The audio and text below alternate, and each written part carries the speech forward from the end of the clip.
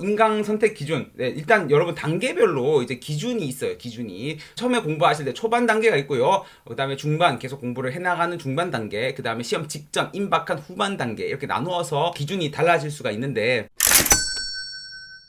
첫 번째 초반 단계에는 무조건 이해가 잘 되는 강의를 들으세요. 여러분들이 강의가 이제 부담스러우니까 양을 줄여서 무조건 강수 줄여가지고 들으려고 하는데 그건 바람직하지 않습니다. 무조건 이해가 잘 되는 강의를 들으셔야 된다. 만약에 이해가 안 된다. 유명한 강사인데도 이해가 잘 안 된다. 이러면은 바꿔주셔야 됩니다. 무조건 이해가 잘 되고 좀 길어도 상관없습니다. 초반에는 시간이 좀 있기 때문에 이해가 잘 되고 정리가 잘 되는 강의를 들으시면 됩니다. 암기법 잘 안 알려줍니다. 상관없습니다. 초반에는 암기는 어차피 막판에 할 거기 때문에 상관이 없습니다. 암기는 나중에 할 거니까 네, 무조건 이해가 잘 되는 강의를 들어주시기 바랍니다. 이해가 어느 정도 됐으면 이제 공부를 어느 정도 스스로 좀 할 수 있는 상태가 됐어요. 요때는 이제 어떤 강의를 선택해야 되냐면은 내 공부를 보조해 줄 수 있는 강의, 내가 부족한 부분을 잘 짚어주는 그런 강의를, 내가 뭐 문제를 푸는데 좀 어려운 문제가 있다, 요러면 그 어려운 문제를 주로 이제 풀 수 있는 요런 강의, 요런 거를 좀 알려주는 강의, 그런 걸 집어주는 강의 중심을 하고 강의 의존도를 조금 줄여 나가야 되는 단계입니다.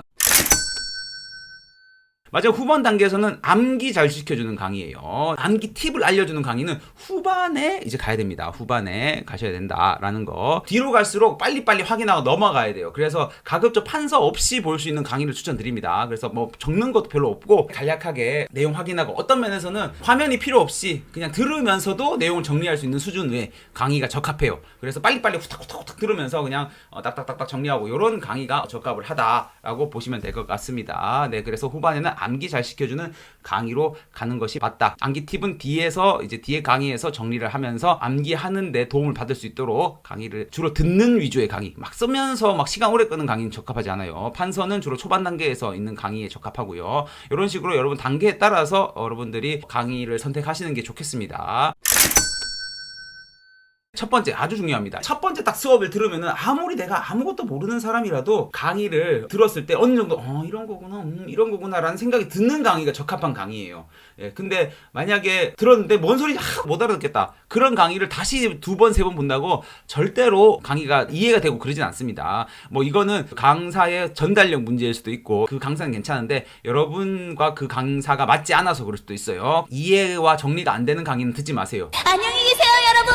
이게 다른 걸로 바꿔야 돼요. 다른 강사 수업을 듣든 뭐 다른 어떤 방법을 써야 됩니다. 그래서 계속 뭐 이걸 끝까지 잡고 있다? 아주 바람직하지 않은 방식이다. 강의가 요즘 너무 길잖아요. 막 기본 강의 같은 것들은 100강의 넘는 강의들이 있다 보니까 짧은 강의를 막 무조건 선택하려고 하는데, 근데 그 짧은 강의가 이해가 하고 정리가 하나도 안 되면은 아무리 들어도 의미가 없어요. 그 시간 낭비예요. 예를 들어 20강짜리 강의가 있다. 100강짜리 강의와 20강짜리 강의가 있으면 여러분들 당연히 20강짜리 강의를 선택하고 싶을 거예요. 짧으니까. 시간을 적게 먹으니까. 근데 그걸 들었는데 하나도 이해가 안 되고 정리가 안 된다 하면은 20시간 날린 거예요. 20강 시간 날린 거고, 반면에 100강짜리라 하더라도 이해와 정리가 딱 돼가지고 요거 딱 듣고 나면 그다음부터 내가 문제도 잘 풀리고 내용 정리도 되겠다 싶으면은 100강짜리가 훨씬 효율적입니다. 이해와 정리가 되는 강의를 들어라. 안 되는 거를 잡고 계속 잊지 마라. 아무리 강의를 들어도 그 강의는 내 것이 되지 않는다. 그 다음에 이거 당연한 건데, 여러분들 시험에 임박할수록 강의를 줄여야 됩니다. 시험이 얼마 남지 않았잖아요. 이럴 때 강의를 점점 줄이세요. 또 점점 이제 강의보다는 여러분들 혼자 정리하는 시간이 굉장히 중요한, 시험에 임박할수록 강의를 줄이셔야 됩니다. 스스로 공부하는 시간이 많아져야 돼요. 기본 강의 들을 때는 강의가 한 60, 70% 가도 됩니다. 초반에. 중반으로 넘어갈수록 50% 이하로 떨어뜨려야 되고요. 후반으로 가면은 한 20% 미만으로 가져야 되고, 시험 일주일 전부터는 강의 듣지 마세요. 강의 아예 들을 필요 없습니다. 스스로 볼 줄 아셔야 됩니다. 강의를 들어도 점수가 오르지 않는다면은 문제점이 뭔지를 파악하셔야 돼요. 저한테 질문 많이 하시는 것 중에 하나가 땡땡 강의 듣고 땡땡 강의 듣고 땡땡 강의 들었습니다. 근데 점수가 안 오릅니다.